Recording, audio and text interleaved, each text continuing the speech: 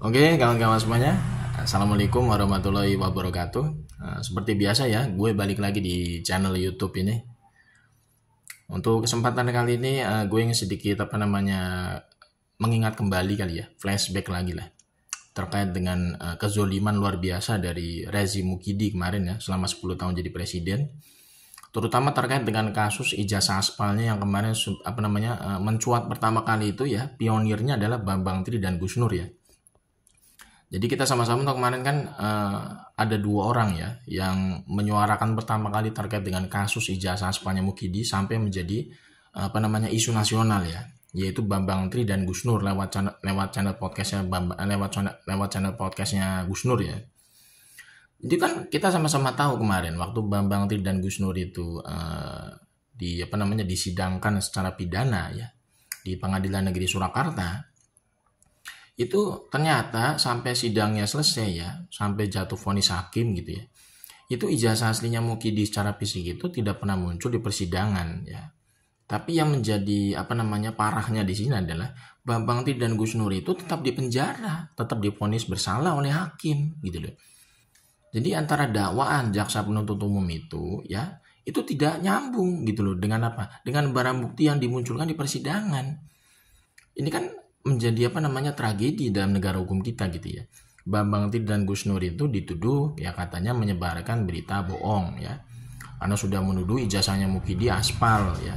Sedangkan jaksa penuntut umum sendiri itu tidak bisa menghadirkan ijazah aslinya secara fisik dari Mukidi di persidangan gitu loh. Jaksa penuntut umum hanya bisa menghadirkan ijazah fotokopian dari Mukidi di persidangan gitu kan. Ini kan sebenarnya udah nggak nyambung ya antara dakwaan sama barang bukti yang dihadirkan di pengadilan gitu loh. Tapi Bambang Tri dan Gus Nur tetap divonis bersalah ya, dihukum penjara, bahkan vonisnya tuh 6 tahun gitu kan oleh hakim. Ini kan termasuk bentuk kezaliman luar biasa gitu ya, yang kita lihat dari rezim Mukidi kemarin gitu ya, selama jadi presiden ya.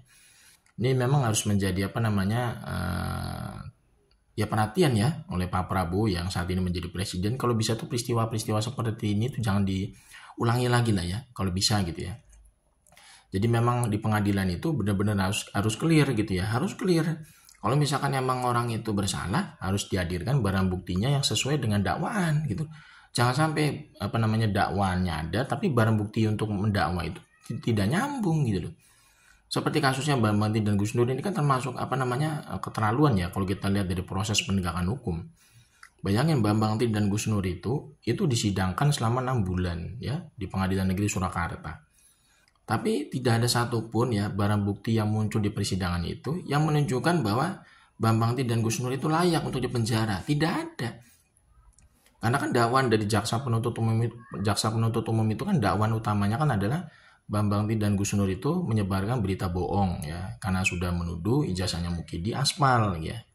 Nah, tapi sampai detik pembacaan dakwaan ya dari pihak jaksa penuntut umum, bahkan sampai vonis hakim kepada Bambang Tri dan Gus Nur, pihak jaksa penuntut umum ini tidak bisa menghadirkan ijazah aslinya Mukidi secara fisik di persidangan.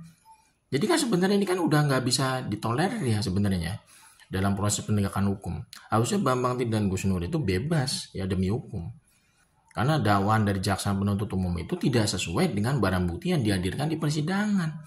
Jaksa penuntut umum hanya mampu menghadirkan ijazah fotokopian, bukan ijazah asli.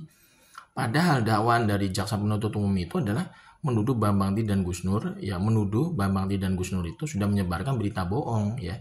Karena Bambang Tri dan Gus Nur itu mengatakan Mukidi itu nggak punya ijazah asli atau ijazahnya aspal gitu loh. Ini sebenarnya menurut gue udah kezoliman luar biasa ya yang dilakukan oleh Mukidi Peko itu kemarin selama jadi penguasa ya. Karena dia sudah mengendalikan ya lembaga penegak hukum ya, lembaga peradilan ya. Untuk apa? Untuk menyesuaikan ya vonisnya itu sesuai dengan keinginan seleranya dia sebagai penguasa. Jadi orang yang tidak bersalah itu bisa jadi salah gitu ya. Orang yang benar itu bisa jadi salah gitu ya. Sedangkan orang yang salah bisa jadi benar gitu kan. Jadi dibolak-balik begitu loh dalam proses peradilan. Ini menurutku memang harus terus digaungkan ya terkait dengan kasus ijazah aspalnya Mukidi ini, karena sudah ada tanda-tanda memang sudah semakin dekat sebenarnya bisa mengadili Mukidi ini ya terkait dengan kasus ijazah aspalnya. Karena dari mulai Bambang Tri dan Gus Nur disidangkan gitu ya sampai detik ini ya, ijazahnya Mukidi yang asli itu tidak pernah muncul di hadapan publik, bahkan tidak pernah muncul di persidangan ya. Sekarang kan si Mukidi itu kan sudah digugat juga secara perdata di Pengadilan Negeri Surakarta dan Pengadilan Negeri Sleman, tapi ijazah aslinya itu tidak pernah muncul di persidangan gitu loh. Jadi kasusnya sama seperti kasusnya Bambang Ti dan Gus Nur.